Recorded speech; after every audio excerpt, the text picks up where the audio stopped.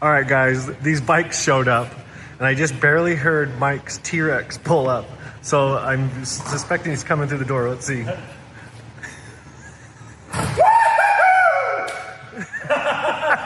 little sneaky guy. What do you think? Those are cool. Oh my gosh.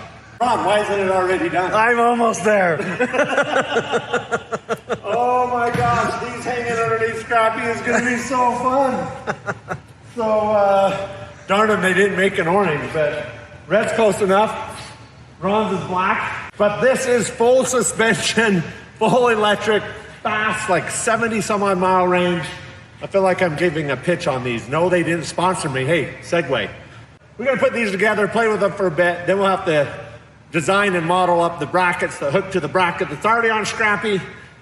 Get this sucker in the backcountry. Woohoo! Back to work. It's physics, math, and engineering. Machine it, draft it, build it, test it, break it. Every time something new gets built, the entire world advances. Laying in bed at night, it's designing new parts, designing new suspension, designing new wings.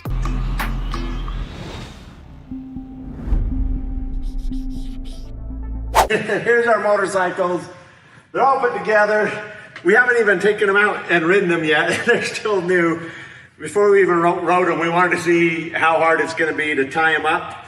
And everything's checking out perfect. I went ahead and hung the bike to find its center of mass, where its moment arm, its pivot is, and it's actually right there at that bolt, which is great because if I take this up and hang the heaviest part or the main part of the motorcycle right where I designed it to go, and then connect the back, I'm almost exactly on my center of lift on the wing, so that when I put the motorcycles on, I'm not shifting my weight forward and back. So it's gonna act the same, it's just gonna carry more weight. So I'm gonna get that marked out, draw it up in the computer. I'll cross-check and just make sure I know where my center of lift is, where I'm basing everything off of.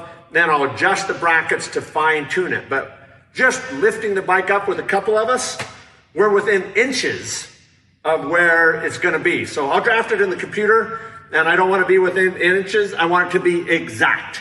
The idea is, with motorcycles, without motorcycles, I am not changing my center of gravity, and I could leave a motorcycle at a cabin, load up the same way, go home, or vice versa. With or without bikes, center of lift, CG line will not change. So I'll draw it in the computer. We got some work to do, but right now, bad work. We're gonna go play. Let's go, Ron. This is awesome! I love it! Ron, you're so noisy up there.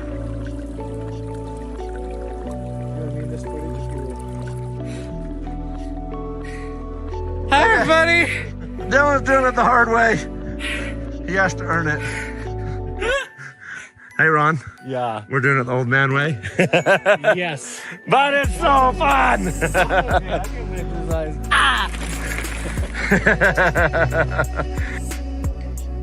Yeah! Woohoo! I really should have a helmet on. We thought we were going for like a 30-second ride, and then we just kept going and then ended up on the mountain. We'll have helmets next time. Helmets and pads next time. I promise.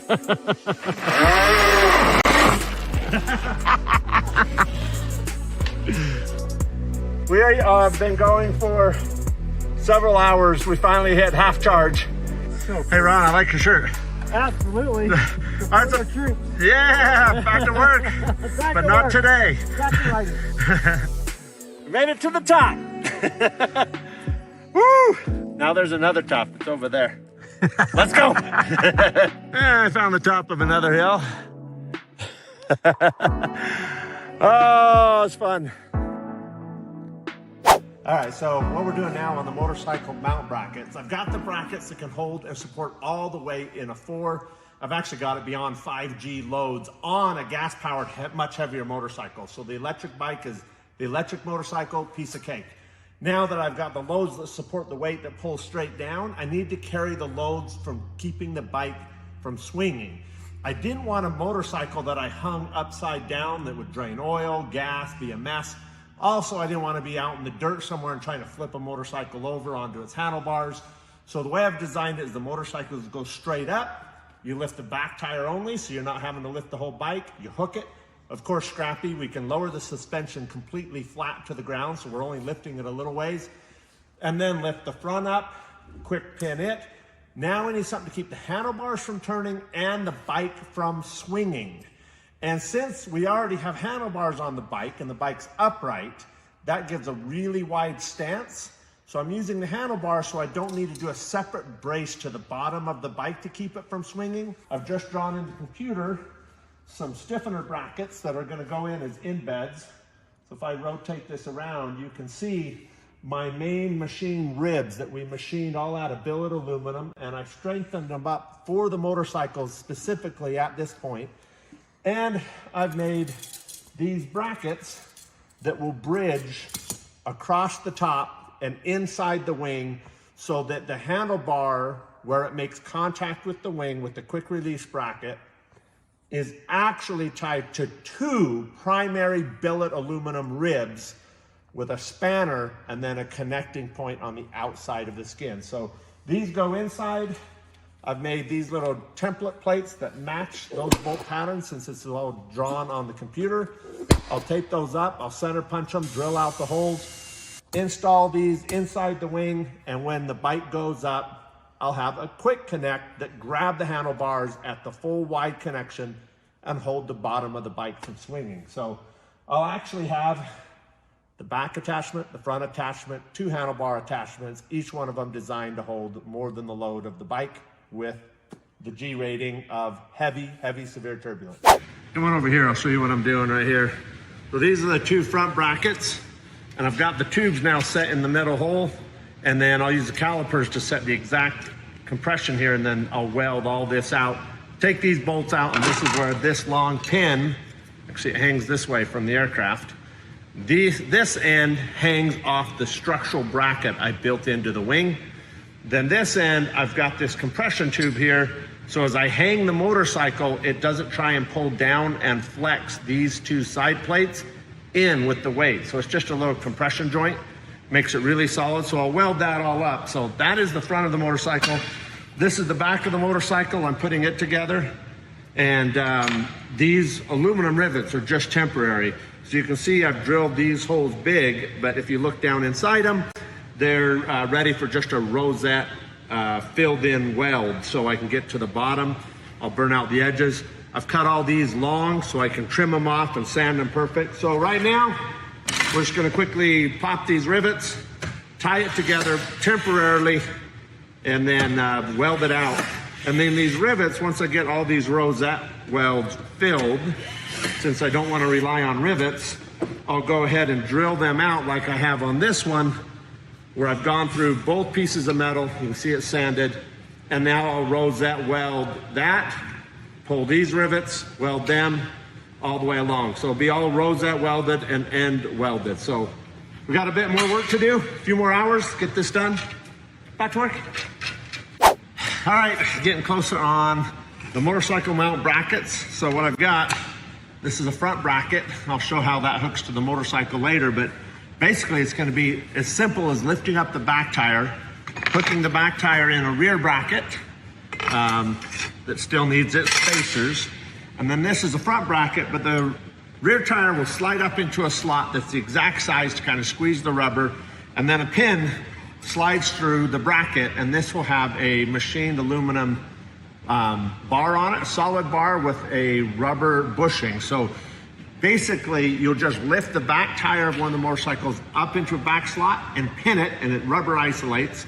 Then you'll lift the front up, and this will capture the front and hook onto two main frames of the motorcycle, and you simply slide this pin through and put a retaining clip pin through it, kind of like on a trailer hitch receiver. It's just a spring-loaded clip. So it's two pins to hold the motorcycle, and then there's two rubber straps that grab the handlebars and keep them straight and the bike from swinging. So it'll be riveted for now, but the way I'm making this stronger, you can see I've made these little mini parts right here, and they hold this pipe through the middle. It's machined exactly right, tapered edges. If you look real close, The way we'll put this in, this should be a snug fit, and it will have to barely bend it apart, slide that down. Now, this, I'll bolt it here and here. I'll weld this all together, weld these joints together here, and then where the bike motorcycle pin goes through, I've doubled it up to 1/4 inch where the wear would be through that side hole. So I've got to go ahead and get this bolted up, welded, get it on the bike, on the airplane, hang a bike. You know the drill. Let's get back to work. All the parts are now powder coated, ready to go on the plane. It's extremely lightweight. I'll probably just leave these mounted to the aircraft all the time. It's only gonna take me about 15 minutes to bolt it up, but I kind of think I'm gonna pack these motorcycles around with me a lot. So I'll likely leave them on, but we'll see. Let's stick them on right now. Let's see how the motorcycles fit. It's our exercise program. Look at those Johnny Rolls! Johnny Rolls, I tell ya! You still got 7 trims, boy! You never be thin! All right, guys. It's time to throw some motorcycles on here. Right now, this is a bit high of a lift to get the motorcycles up, so we're gonna drop it down. But these brackets are all done, ready to go. Of course, I weigh twice the weight of the electric motorcycles. But these are designed to handle the electric and full size, so we're ready to go. Hopefully it won't be too hard to put on. Let's get it.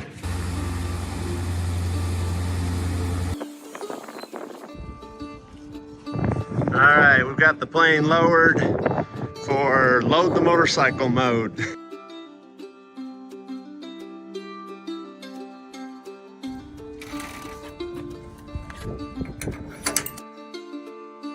What's up?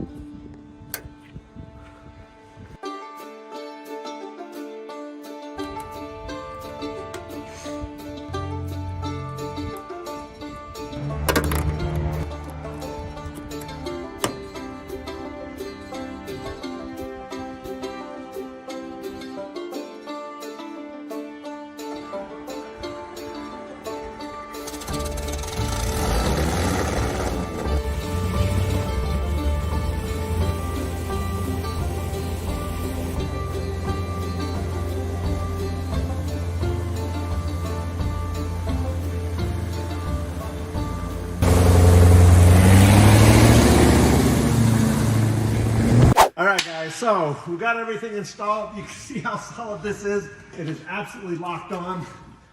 And these black brackets are also locked back with a 45-degree brace. So the top can't move at all in either location, and then the bottom of the bike can't move because of the handlebars. So we got that all done. There was a lot of weight added to Scrappy to be able to do this. I needed to be able to do it safely, not an afterthought. So this main rib up in here, this support bracket has holes all the way through it, is designed to put any bracket anywhere I want and pick up all the load. This actually goes up and ties into a truss web that is designed to pick up the load at any point. It had to end up being 45s rather than a box out rib. I needed to pick it up and make it a beam that carries from this spar to this spar.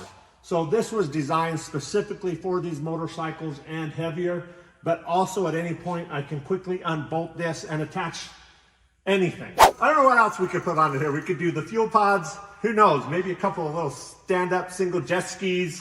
I don't know. I bet some of you have some great ideas. Tell me what you think I should attach to this subframe if I'm not hauling motorcycles. I don't know. Maybe a couple little jetpack rockets. The load is absolutely secure. I'm not worried about going into a heavy slip into the wind. It'll act as a great brake if I need to come down. Some may ask, well, what do you do about the batteries at high altitude? Scrappy can go up over 20,000 feet. We could have 50 below zero. If I was going to do that, or it's winter, I may go ahead and just take the batteries out. Fortunately, what I did is I made a quick connect plug so the motorcycles can actually charge while I fly. There's 18 solar panels on Scrappy. It can charge both motorcycles simultaneously en route. And if the sun weren't out, I can flip one switch inside the cabin and I can have the engine recharge the motorcycles. So I have two sources of power to keep the motorcycles charged up, but if it's really cold, I would just go ahead and slide the batteries out. I've got a spot for them inside the aircraft in a conditioned environment where I'm not worried about the temperature. We can put both batteries in the luggage compartment. They have dedicated ports to charge, so I can charge the batteries in a temperature controlled environment and then go ride all I want when I get to the destination. The next thing that a lot of you might ask is, how much drag is this going to add to the aircraft? Well, actually, it's a staggering amount.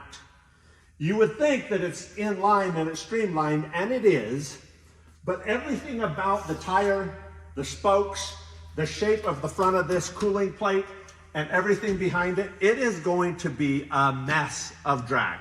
So I do want to fly it just the way it is, and we're going to do a drag calculation and just figure out how much more power it takes to hold the same speed that Scrappy is capable of doing without the motorcycles. And once we get that, and we can fly like that, Scrappy's got plenty of horsepower, just burn a little more fuel to go the same speed. Guaranteed it's going to burn more fuel to do the same speed. But we got lots of power in the tank left over to do it. But likely at some point I'll either do a stretch bag that goes over it. Who knows, I could make a quick connect carbon fiber actual airfoil that came back to a point. I could knock that out real fast, so let's just see what the drag does. It's gonna be a lot. One other thing I'll show you right on the other side of the motorcycle is two big, bright LED blue lights. They're tied in, two on this side, two on that side. They're tied into a sensor on the EarthX lithium batteries, which is really cool feature. EarthX has set it up to have a computer module inside that keeps all the charging perfect, keeps everything truly balanced. They're a great battery. I've been using them forever and I absolutely love it. But what's great about the light feature is it has a wire pigtail coming out of the battery, and I've tied it in to some bright lights that sit under my wing. And if there's any problem with the batteries at all, it puts up a warning indicator. That doesn't mean that the battery's suddenly going to have some massive problem, but if there's anything that is not quite perfect, it's going to let you know so you can get it checked out. So what I did is I put them both in the cabin and on the outside of the aircraft so I can monitor all my batteries and have a warning light pop up if anything isn't quite right. So on the outside of Scrappy, I've got them on the wings. That is actually so that during a pre-flight, before I even get airborne or turn on a panel, when I'm walking the pre-flight of the aircraft, even with the system turned off, those lights will come on. And there's enough battery in here that it could run those lights literally for a year.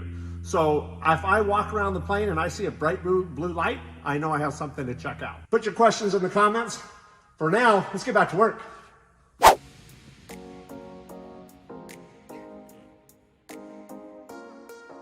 Will someone start up? Let's go flying. I'd love to go fly today, but the wind's picking up. I don't know when I'll get a chance, because unfortunately, though the project's done and I'm ready to go play, I gotta leave town all over the Western US traveling for the next way too long. So Scrappy's gonna have to wait, but we'll get it flying soon. You know the drill. Back to work.